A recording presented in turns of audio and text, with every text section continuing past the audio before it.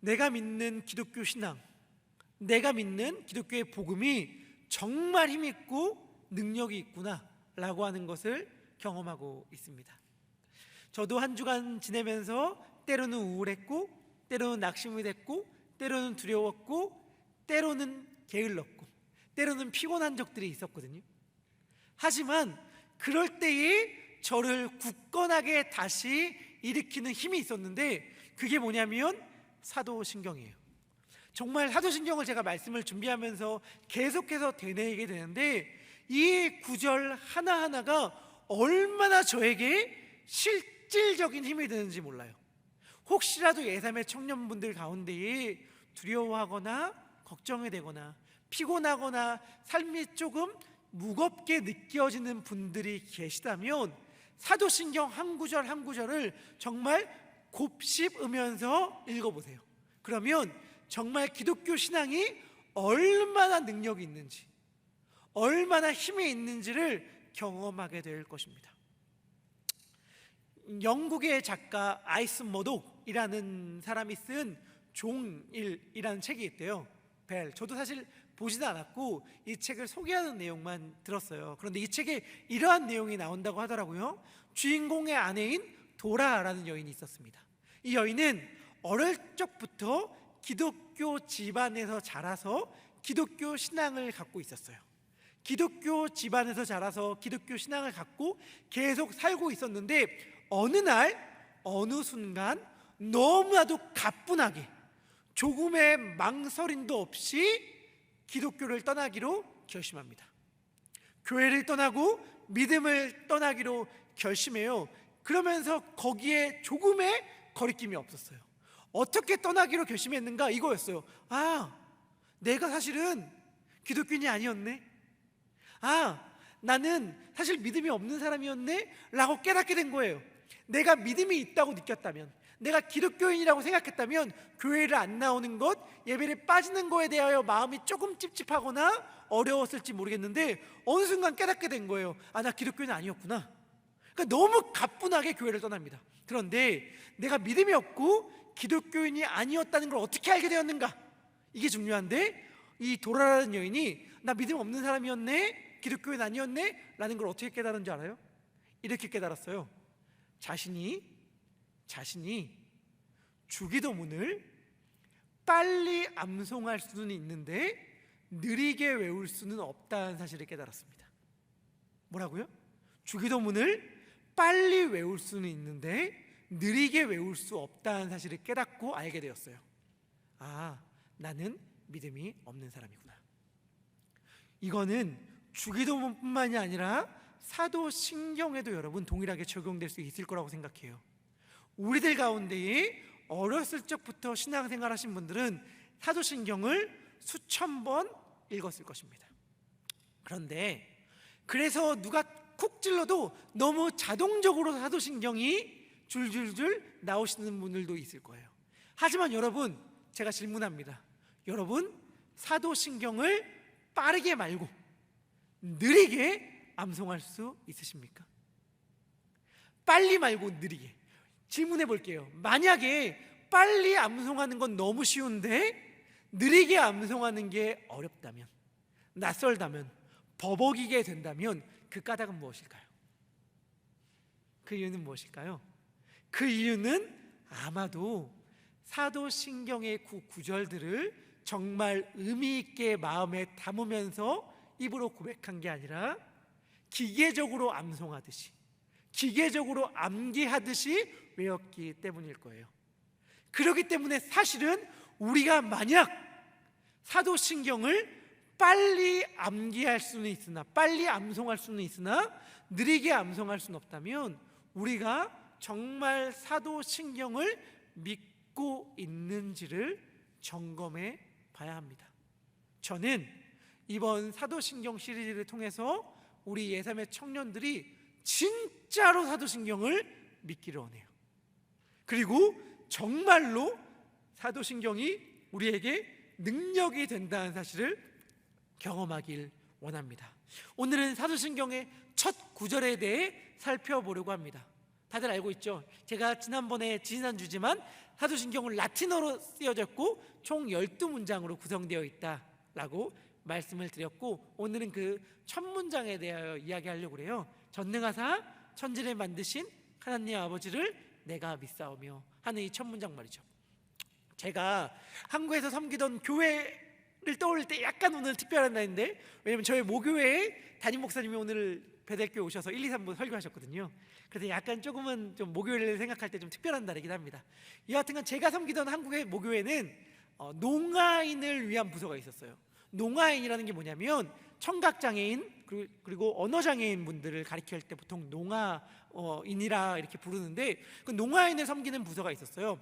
그런데 그분들을 위해 특별한 다른 예배가 드려지기도 했지만, 또 어떤 서비스가 제공됐냐면, 우리로 따지면 2층에 보면 수화를 할 수 있는 분이 딱 앞에 서서 담임 목사님의 말씀을 전해 주시면 그 언어를 즉석으로 수화로 말씀해 주셨습니다.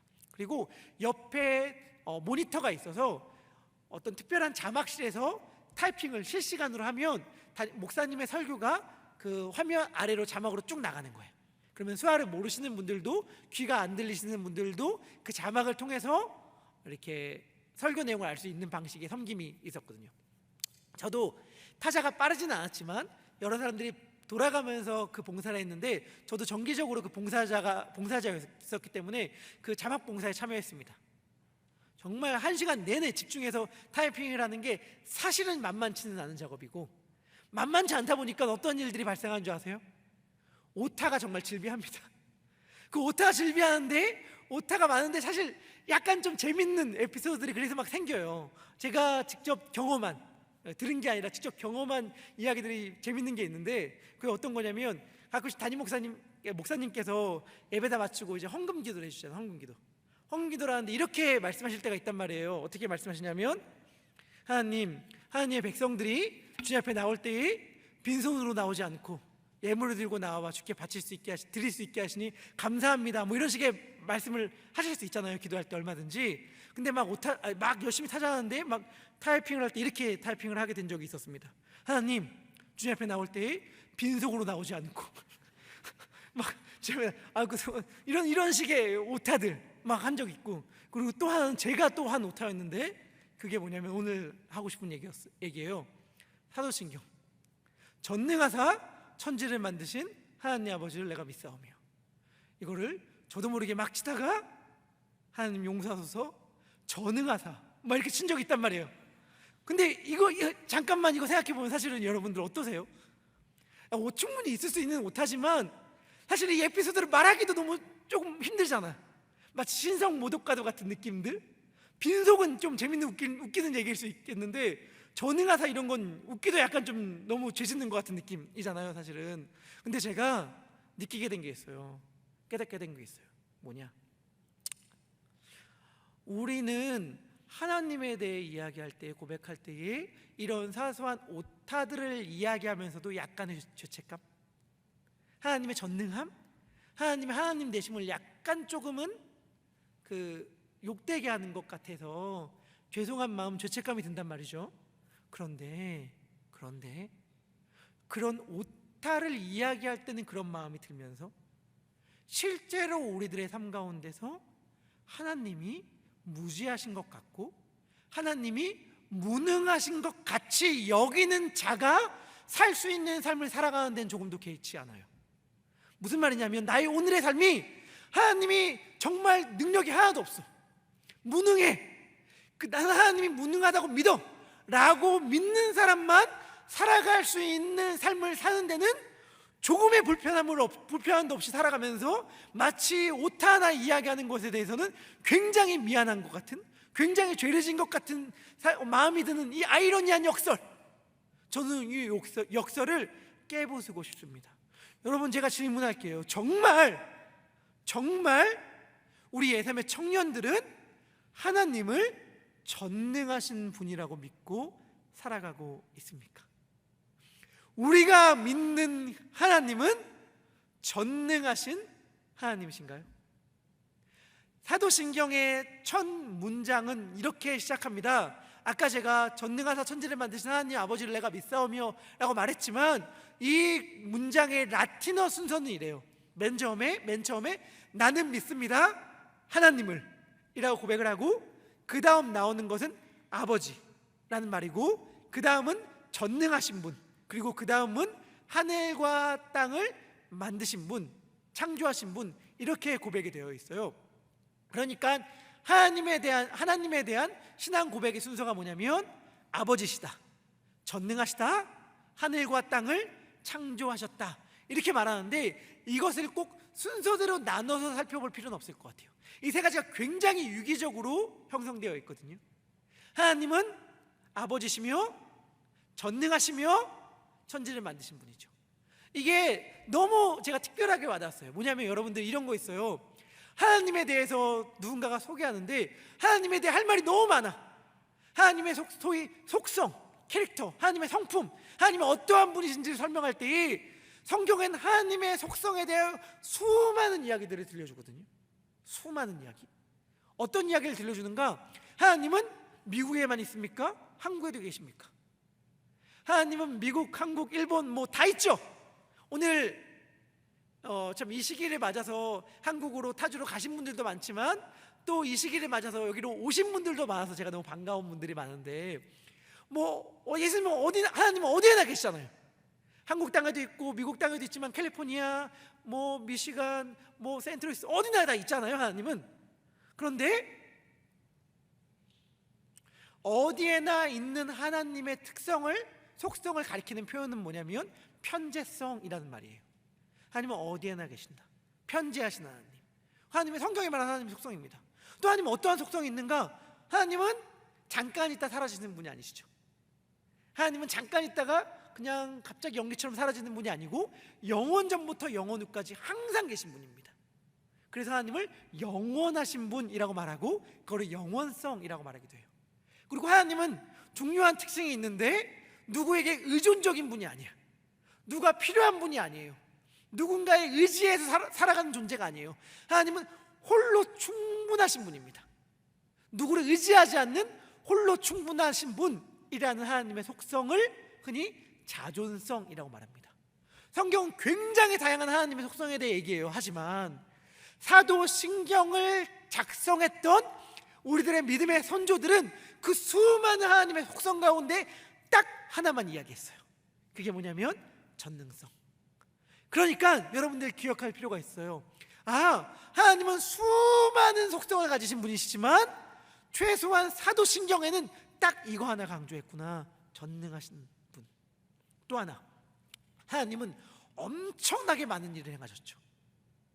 우리가 70년, 80년, 100년 살아도 굉장히 많은 일들을 행하는데 영원부터 영원까지 사는데 모든 걸 할 수 있는 분이야.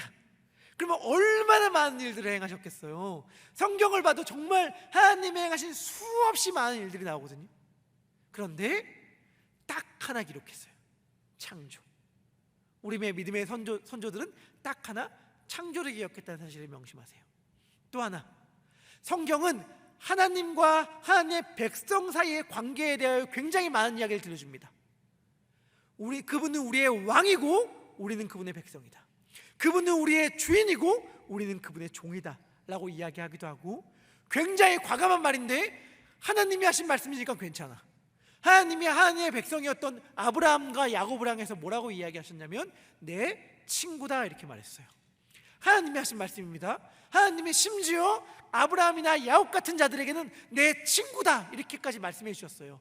그런데 사도신경이 고백하는 하나님과 우리의 관계는 딱 하나예요. 아버지와 자녀.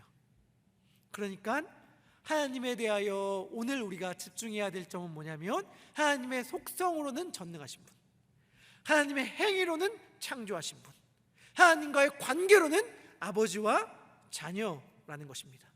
사도신경은 첫 문장부터 하나님이 누구신지, 그분이 어떠한 분이신지, 그분이 어떠한 일을 행하셨는지, 그분과 나의 관계가 어떠한지를 한 문장 안에 다 담고 있는 거예요. 그러니까 여러분, 이 한 문장을 적기 위해서 얼마나 고심하면서 우리의 믿음의 선조들이 이 사도신경의 첫 문장을 작성했겠어요. 정말 간략하게, 정말 짧고 분명하고 명확해야 되는데 그 명확한 문장 안에 이 의미들을 다 담고 있어야 돼. 하나님은 어떠한 분이신지, 하나님은 어떠한 일을 행하셨는지, 그분과 우리의 관계가 어떤지를 다 담고 있는 이 위대한 문장을 우리는 매주일 예배 때 사도신경의 첫 고백으로 하나님 앞에 드립니다. 정말 놀랍고 위대한 말이죠.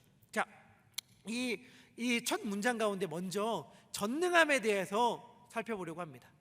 전능함에 대해서 생각할 때 여러분들 오해하는 지점이 있어요. 그게 뭐냐면 전능하다는 건 여러분 모든 걸 할 수 있다는 뜻이 아닙니다. 이거 오해하면 안 돼요. 모든 걸 할 수 있다고 생각하는 순간 하나님이 못하시는 게 너무나도 많다는 걸 알게 돼요. 하나님이 못하시는 게 있을까요? 있죠. 여러분들 너무 잘 알고 있는 성경 구절이라서 이미 대답할 수 있는 분들이 있을 텐데, 히브리서 6장 18절의 말씀이거든요. 우리 같이 읽도록 하겠습니다. 읽겠습니다. 시작. 이는 하나님이 거짓말을 하실 수 없는 이 두 가지 변하지 못할 사실로 말미암아 앞에 있는 소망을 얻으려고 피난처를 찾은 우리에게 큰 안위를 받게 하려 하심이라. 아멘. 하나님 뭘 할 수 없대요? 거짓말을 할 수 없대요. 거짓말만 못하는 게 또 아니에요. 히브리서 6장 10절은 또 이렇게 얘기합니다. 이 말씀도 같이 먼저 읽어보겠습니다. 히브리서 6장 10절입니다. 시작.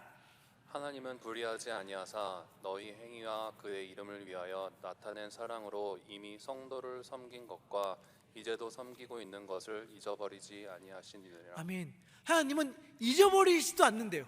다시 표현하면 잃어버릴 수도 없고 불의하지 않으시대요. 다시 말하면 불의할 수도 없는 분이에요. 하나님 못하시는 건 제가 쭉 읽어볼게요. 그리고 동시에 제가 할 수 있는 것들도 말해보겠습니다.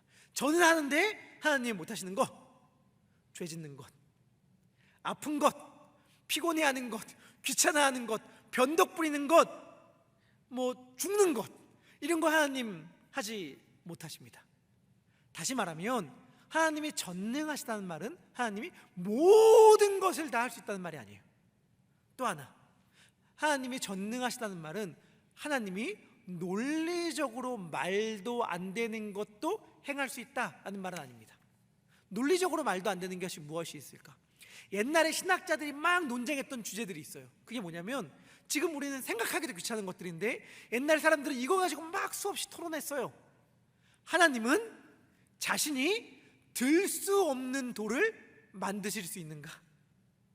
하나님은 자기가 막 너무 무거워서 너무 무게가 많이 나가서 자기가 들 수 없어. 들 수 없는 돌을 창조할 수 있는가? 혹은 하나님은 자기가 볼 수 없는 산을 만들 수 있는가? 뭐 이런 식의 질문들이 있었어요. 이런 식의 질문들에 대한 성경적 답은 뭐냐면 질문 자체가 말이 안 된다 예요. 이런 거죠. 하나님은 둥근 삼각형을 만들 수 있는가? 변이 10개인 사각형을 만들 수 있는가?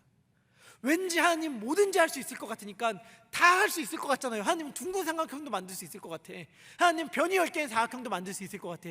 우리 이렇게 생각할지 모르겠지만 제가 단언하고 말씀드립니다. 못하십니다.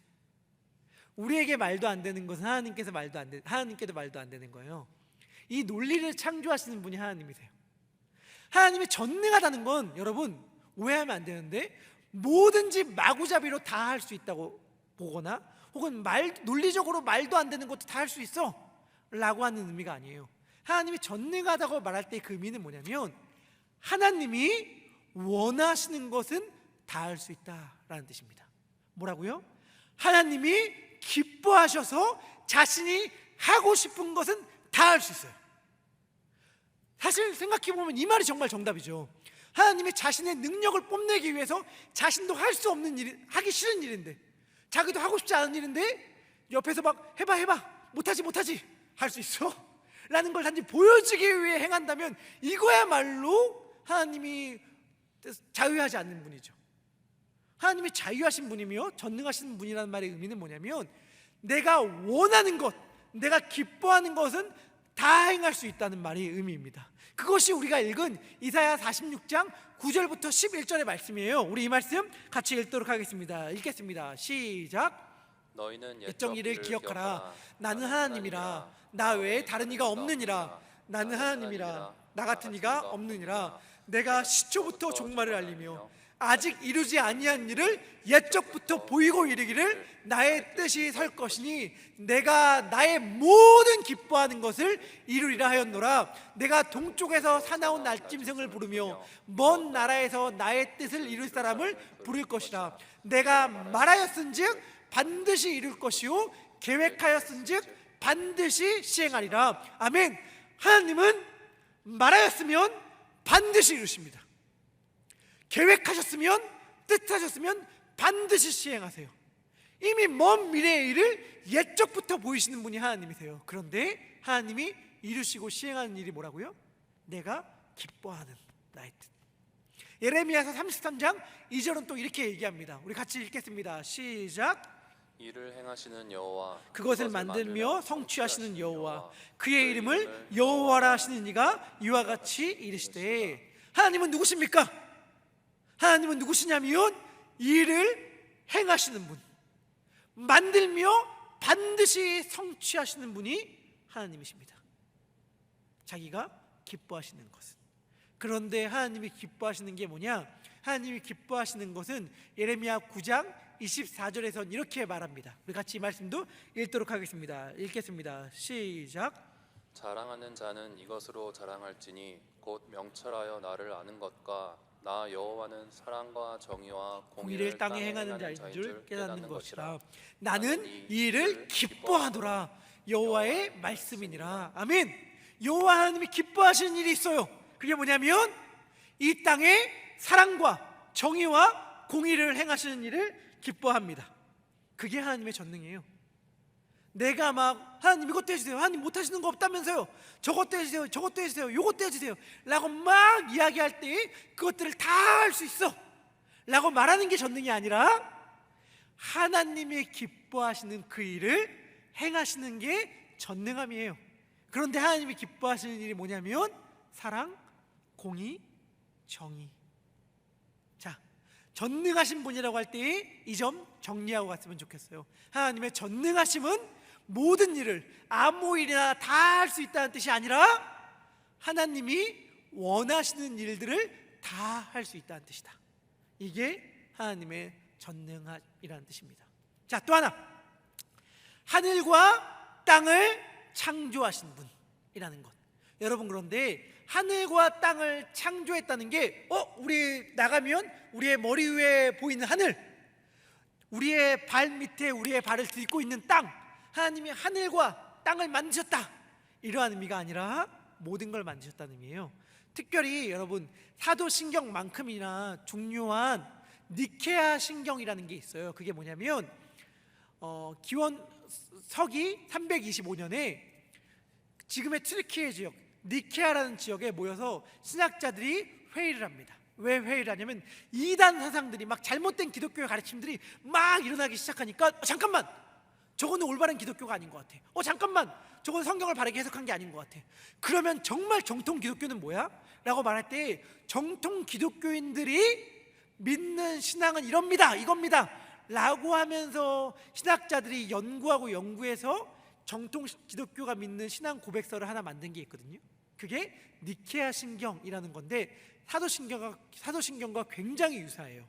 그런데 그 니케아 신경의 첫 문구에는 이러한 말들이 나옵니다. 뭐라고 이 니케아 신경에 대해서는 제가 카톡 채널로 오늘 주보에 영어로 실어놨으니까 한번 읽어보시면 좋을 것 같고요. 첫 문구는 이렇게 나옵니다. 우리는 한 분 하나님을 믿는다. 그는 전능하신 아버지이시며 모든 보이는 것과 보이지 않는 것들의 창조주이시다. 뭐라고요? 모든 보이는 것들과 보이지 않는 것들의 창조주이시다. 하늘과 땅을 창조하셨다는 말은 뭐냐면 모든 보이지 않는 것들과 보이는 것들을 창조하셨다는 말이며 동시에 오늘 내가 살아가고 있는 삶의 터전, 나의 오늘, 나의 하루를 창조하신 분이 하나님이라는 사실이에요.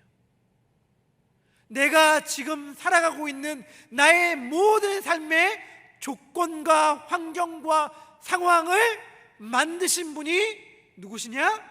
하나님이시다 라고 하는 것이 사도신경의 고백이며, 그분이 누구냐면 우리의 아버지라는 거예요. 사랑하는 예삼의 청년분들, 우리가 믿는 하나님은 무능하신 분이 아닙니다. 우리가 믿는 하나님은 전능하시며 천지를 만드시며 나의 모든 삶의 환경과 터전과 조건을 다 만드신 분이에요. 그런데 그분이 누구예요? 우리의 아버지시란 말이에요. 저는 이게 너무너무 좋으면서도 아쉬워요. 왜냐하면 이걸 충분히 못 누리고 있는 것 같아서. 제가 예삼에 있으면서 사소하지만 참 기분이 좋았던 경우가 있습니다. 그게 뭐냐면 청일들이 무슨 행사를 하는데 좀 염려스러운 점들이 있는 거예요. 염려스러운 점들이. 그런데 청일 담당하시는 우리 병지 전도사님이 청일 셀목자들한테 이렇게 말했다고 전해 들었어요.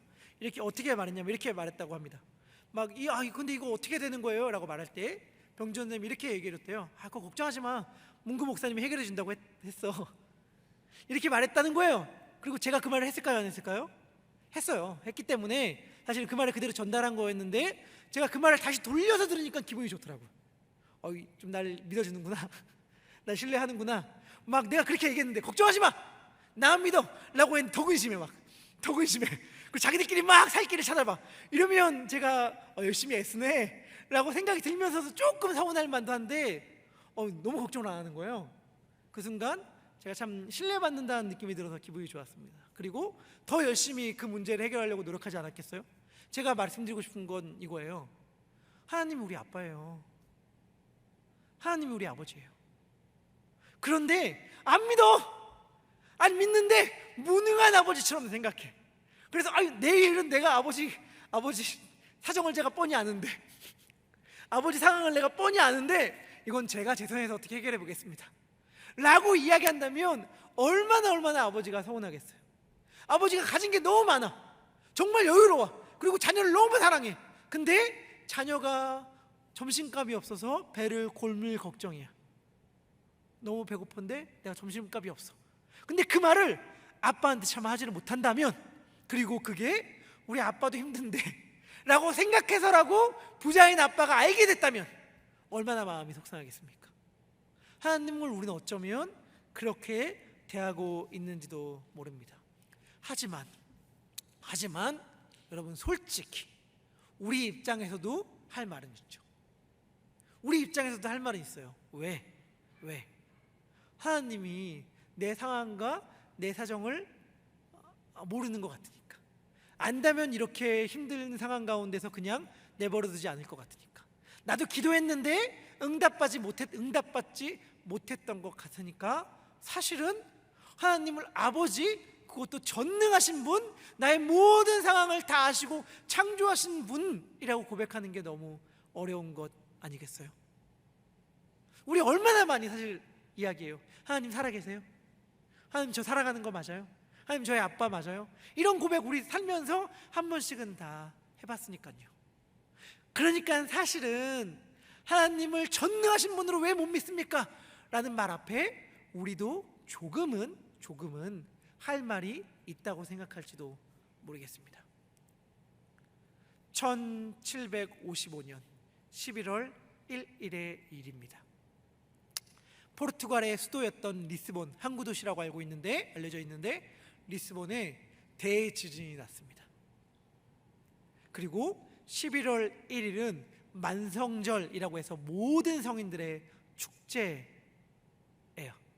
할로윈이 사실 거기서부터 유래이 됐는데 11월 1일 모든 성인들의 축제인 만성절을 기념하여 많은 사람들이 성당으로, 예배당으로 모여들었습니다.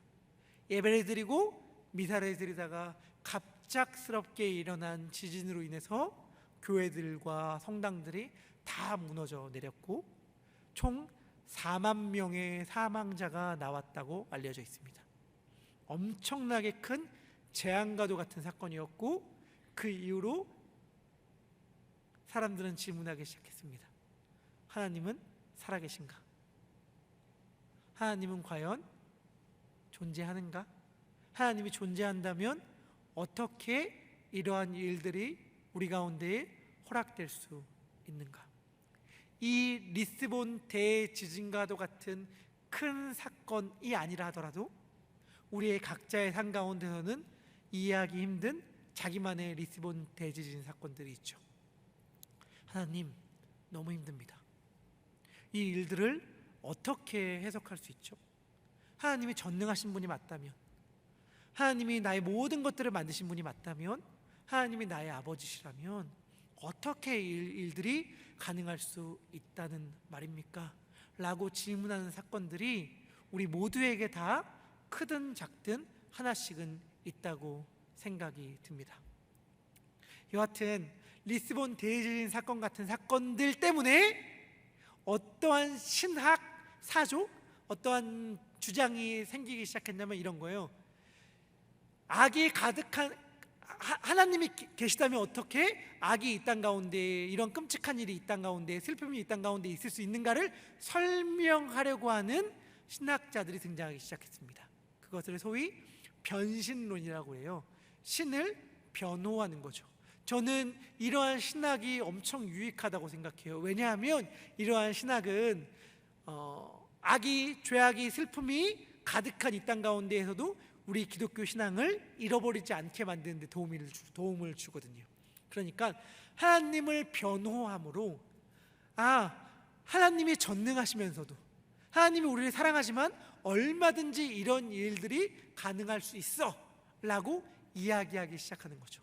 우리로 따지면 이런 겁니다. 예를 들면 욥과 같은 고난이 찾아온 청년들이 있어요. 가정 가운데 어려운 일이 닥칩니다. 친구들과의 관계 가운데 쉽지 않은 일들이 찾아와요. 직장 가운데 끊임없이 레이오프가 되고, 학교 가운데 열심히 공부했는데 학점이 낮고, 정말 수백 통 이력서를 아무리 집어넣어도 그 어느 것 하나 좋은 소식을 들려주는 곳이 없고, 시험을 열심히 공부하고 준비했는데 시험은 떨어지고 말았단 말이죠. 이 어려움들을 막 겪고 있는 누군가에게 셀 목자와 같은 믿음의 선배들, 아니면 저와 같은 목회진이 가서 이야기합니다. 괜찮아. 안 괜찮은데? 괜찮아. 하나님께서 다 뜻이 있겠지. 하나님이 아마도 너를 이 시간을 통해 더 빚어가려고 하는 거 봐.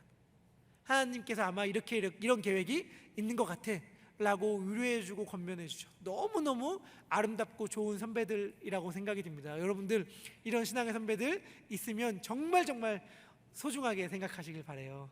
정말 그런 분들이 귀합니다.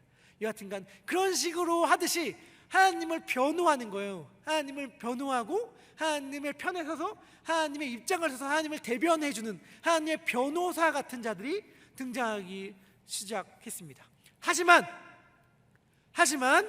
저는 하나님의 변호사를 자청하는 사람들을 만나고 대할 때면 사무엘 하 6장에 나오는 우사라는 사람이 떠오릅니다. 여러분, 우사라는 사람 알고 있어요? 우사는 누구냐면 제가 잠깐 설명을 드리면 이런 사람이에요. 아미나답이라는 사람의 아들인데, 아미나답은 누구냐? 잠깐 동안 임시로 여호와의 궤를 자신의 집에 맡아뒀던 사람이에요. 여호와의 궤가 맨 처음 전쟁 가운데, 여호와의 궤가 블레셋이라는 적군과 전쟁을 벌이다가 적군에게 뺏깁니다. 뺏겼다가 뺏긴 그 여호와의 궤가 다시 이스라엘의 품으로 돌아오는데, 이스라엘의 수도였던 예루살렘으로 돌아온 게 아니라 여러 집들을 거쳐 아미나답이라고 하는 곳에 있었어요. 그 사람의 집에 있었는데, 다윗이 여호와의 궤를 다시 예루살렘 성전으로 옮기고 싶어서 그 성전을 운반하는 작전을 펼치고, 그 운반의 책임자였던 사람이 바로 우사라는 사람이었습니다. 이 우사가 여호와의 궤를 옮기다가 갑자기 문제가 발생하기 시작했어요. 어떻게 여호와의 궤를 옮겼냐면, 소가 만든 수레에 여호와의 궤를 태웠는데, 나곤이라는 사람의 타작마당은 이렇게 곡식 이삭을 털어서 알곡을 이렇게 거두는 그러한 장소를 타작마당이라고 말했는데, 그 타작마당을 지나가는데 갑자기 소가 날뛰기 시작하는 거예요. 소가 날뛰기 시작하니까 소 뒤에 있던 수레 안에 있던 여호와의 궤가 나뒹굴어서 땅바닥에 철푸덕 떨어질 위험에 처했단 말이죠. 그러니까 우사가 여호와의 궤를 보호하기 위해 자신의 몸을 날립니다. 자신의 몸을 날려서 여호와의 궤를 딱 잡아요. 잡는 순간 갑자기 하나님이 우사를 치셔서 우사가 그 자리에서 즉사합니다. 그것을 베레스 우사, 하나님이 우사를 치셨다라고 불리게 된 사건이고, 그것이 그 일들이 많은 질문과 궁금증들을 낳게 되었습니다. 아니, 여호와의 궤가 떨어지는 걸 막기 위해 잡았는데 하나님이 그를 쳐서 벌했다니 왜 그랬을까? 왜 그랬을까? 가장 타당하고 합리적인 설명은 이렇습니다. 하나님은 민수기서 4장을 보면 여호와의 궤를 어떻게 운반해야 하는지 자세하게 설명해 주셨어요. 레위인인 고앗 가문의 사람들이 여호와의 궤를 자신들의 어깨에 짊어지고 옮기고 이동하라고 하나님은 명령하셨습니다. 그런데 그 명령대로 여호와의 궤를 옮기지 않고 수레에 태워서 옮겼다는 거예요. 그러니까 사람들이 볼 때에 하나님의 명령을 지키지 않았기 때문에 벌을 받은 것이다, 이렇게 설명하였습니다. 저는 맞는 말이라고 생각해요. 하지만 이 사건을 통해 하나님이 하시고 싶은 더 큰 메시지가 있다고 생각합니다. 그거는 뭐냐? 이거예요. 지금 여호와의 궤가 다시 이스라엘의 진영 한가운데로, 수도 한가운데로 들어갑니다. 예루살렘 성전에 들어가게 될 거예요. 그렇다면 이스라엘 민족들 가운데 여호와의 궤가 다시금 중심으로 떠오르게 될 터인데, 이스라엘 백성들이, 자신의 나라의 백성들이 여호와의 궤에 대한 분명한 인식을 갖기로 했어요. 그게 뭐냐? 오해하지 말라는 거예요. 오해하지 말라는 거예요. 뭘 오해해요? 여호와의 궤를 너희가 지키고 보호하는 게 아니라는 거예요. 여호와의 궤를 너희가 지키고 보호하는 게 아니라 여호와의 궤가 너희를 지키고 보호한다는 것입니다. 다시 말하면 하나님이 너희를 지키고 보호하는 것이지, 너희가 마치 하나님을 지키고 보호한다고 착각하지 말아라 라고 말하는 것입니다. 우리가 말씀을 열심히 읽고 말씀에 순종하고 말씀을 지키려고 할 때 다 경험하는 게 있어요. 그게 뭐냐면 우리가 말씀을 지키려고 할 때에 말씀이 우리를 지킨다는 것입니다. 우리가 사도신경을 고백하며 믿으라고 할 때에 우리가 다 경험하는 것은 무엇이냐면 사도신경이 우리를 보호하고 지켜준다는 거예요. 저는 베레스 우사 사건이 우리들에게 그러한 가르침을 준다고 생각합니다. 말씀을 마무리하면서 제가 여러분들에게 드리고 싶은 말씀이 있어요. 그게 뭐냐? 저는 하나님을 변호하고 싶은 생각이 없다는 거예요. 무슨 말이냐? 아니, 하나님이 전능하시다면서요. 하나님은 천지를 만드셨다면서요. 하나님은 나의 아버지시다면서요. 그러면 어떻게 나의 삶 가운데 이렇게 절망적이고 이렇게 끔찍하고 이렇게 가슴 아픈 일들이 일어날 수 있습니까? 라고 여러분들이 만약 이야기한다면 저는 여러분들의 질문 앞에서 하나님을 변호하고 싶은 생각이 없습니다. 제가 드리고 싶은 말씀은 이거예요. 그렇다면 그 절망적인 상황 한가운데서 전능하신 하나님께, 천지를 창조하신 하나님께, 나의 아버지 되신 하나님께 그냥 부르짖어라. 그냥 부르짖어라. 저는 이유를 설명하고 싶지 않습니다. 하나님을 변호하고 싶지 않습니다. 그 하나님을 믿어라 라고 말하고 싶습니다. 여러분, 신기한 게 뭔지 아세요?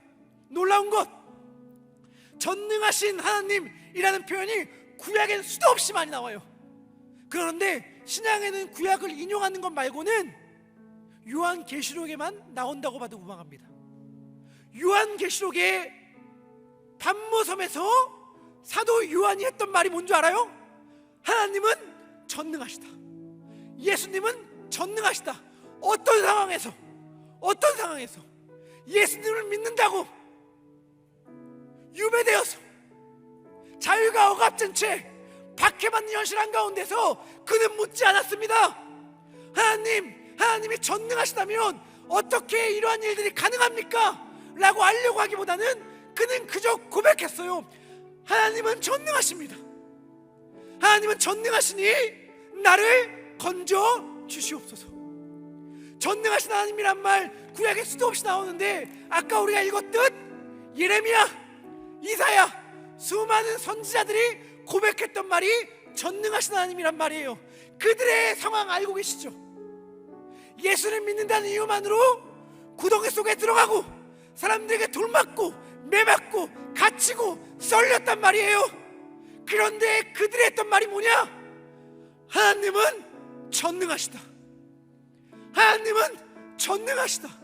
하나님은 천지를 만드신 우리의 아버지시다. 사도신경을 적었던 우리의 믿음의 선배들도 완전히 똑같았습니다.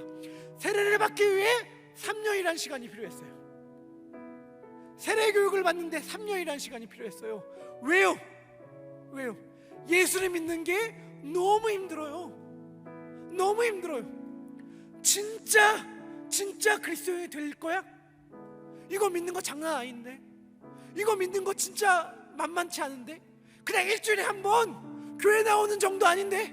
그냥 셀 목자 감당하는 거 아닌데? 1년에 2번 성경하는 정도가 아니라 너의 인생을 걸어야 될 문제인데 정말 그리스도인 될 거야? 라는 걸 확인하는 작업이 3년이었어요. 왜? 예수 믿는 게 정말 힘든 시대였어. 그런데 그때를 살았던 믿음의 조상들이 했던 말, 하나님은 전능하신 분이다. 하나님은 나의 모든 삶의 환경과 터전을 창조하신 분이다.